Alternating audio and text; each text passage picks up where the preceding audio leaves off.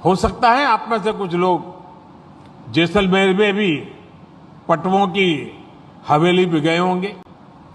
5 हवेलियों के इस समूह को इस तरह बनाया गया था कि वो नेचुरल एयर कंडीशनिंग की तरह काम करता है। ये सारा आर्किटेक्चर न केवल लॉन्ग सस्टेनिंग होता था बल्कि एनवायरमेंटली सस्टेनेबल भी होता था। देखा आपने, पीएम मोदी ने इन हवेलियों की काफी तारीफ की। आखिरकार ये पटवा हवेलियां क्यों प्रसिद्ध हैं? क्या खास बात है? गाइड नरेंद्र छंगानी ने बताया कि ये 5 हवेलियों का समूह है जो देखने में एक जैसी ही दिखाई देती है।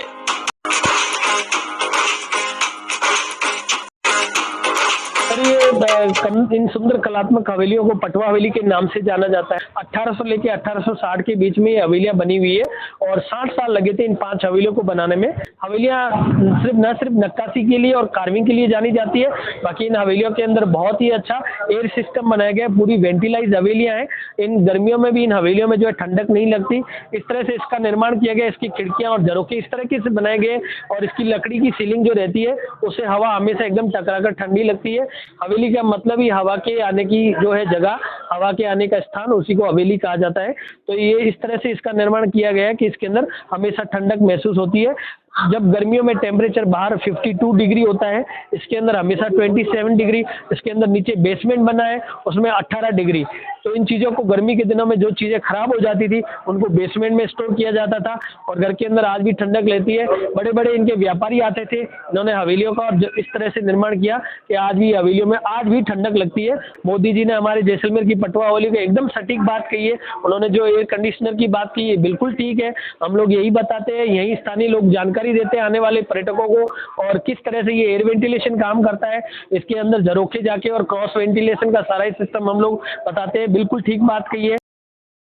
करने वाले मदद अली ने बताया कि हवेली मुगल काल की बेहतरीन शैली है। मेरा नाम मदद अली है जी। पटवा हवेली पूरी हम यहीं पर जैसलमेर में बड़े छोटे से बड़े हुए हैं। पटवा हवेली कारीगरी का एक बेजोड़ नमूना है जी। हमारे पुरखों ने उन जो बनाने वाले थे उनसे काम सीखे थे। बाकी बनाने वाले थे जो पाकिस्तान वो चले गए, जो अपने सलावटा जाति से थे। पटवा हवेली जैसे पूरी मुगल आर्ट के अंदर है। पहले पुराने जमाने में यहाँ पर एक सोमपली आर्ट चलता था, जैसे वो बोलते हैं आज की तारीख में जैसे हिंदू आर्ट, जैसे ये कार्विन है, ये पूरा सोमपली आर्ट है, हिंदू आर्ट। पहले पुराने जमाने में इस तरीके के झरोखे होते थे। जैसे ताजमहल का उधर उनसे उनका काम पूरा हुआ तो मुगल और उनके जो कारीगर थे ताजमहल बनाने वाले, वो पलायन करने के लिए यही रास्ता था जैसलमेर वाला। तो जैसलमेर दरबार ने उनको रिक्वेस्ट करी, यहाँ पर वो रुके और सेठों ने ये हवेलियाँ बनवाई। किले में काफी मुगल शैली का उस टाइम के अंदर ही काम हुआ है, मुगल शैली का। और ये सारा हवेली पूरी मुगल शैली के अंदर है।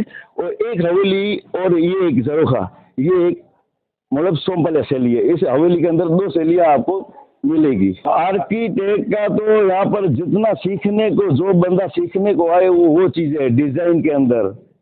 आज की तारीख में जो सोनार जेवर पहनता है तो वो उसकी डिजाइनें भी अपने यही से पटवा हवेली से ली गई है, क्योंकि इतनी बारीक बारीक और खूबसूरत फूल पत्ती की डिजाइन है।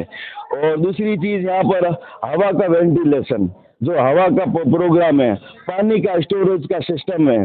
जैसे झरोखे है, झरोखे से अंदर जैसे हवा अंदर आती है, अंदर आने के बाद में सामने दूसरा उस हवा को क्रॉस करने के लिए वेंटिलेशन जरूरी है। वो वेंटिलेशन दूसरी रोशनी का भी काम करती है। और सामने जैसे बड़ा चौक आ गया, चौक के बाद में फिर एक रूम, फिर उसके बाद में फिर वो वेंटिलेशन, यानी कि क्रॉस जब तक हवा नहीं होगी जब तक वो उसको कूलिंग नहीं करेगी। आर्किटेक्ट का नमूना तो पूरा जैसलमेर ही है। मतलब पूरे जहाँ पर भी देखोगे आपको एक कुछ ना कुछ मिलेगा ही मिलेगा। और ये रही बात ही जैसलमेर की हवेली, जैसलमेर की हवेली नहीं, नखमल जी की हवेली है। यहाँ पर बहुत मतलब वही हिसाब किताब है। गर्मी भी आज की तारीख में भी वैसी की वैसी पड़ रही है और बिजली भी आती जाती रहती है। तो हमारा बचने का उपाय तो ये झरोखे के उसी हिसाब से बैठने का है और हवा लेते हैं, आनंद लेते हैं। बनी ये 5 हवेलियां अपनी बेहतरीन पत्थर पर नक्काशी के लिए आज भी प्रसिद्ध है। 5 मंजिला इमारतों में 2 अंडरग्राउंड भी है। हवेलियों के काम में करीब 2 से 3 हजार कारीगर लगे थे। मोदी जी के जो है वाक्य वो बड़े सारगर्भित होते हैं, उनके एक एक वाक्य से बहुत फर्क पड़ता है और उनके द्वारा जो ये पटवा हवेली के बारे में स्टेटमेंट दिया गया है, उसकी विशेषता बताई गई है, उससे निश्चित रूप से यहाँ के पर्यटन में एक बहुत बड़ा बूम आने का संभावना रहेगी।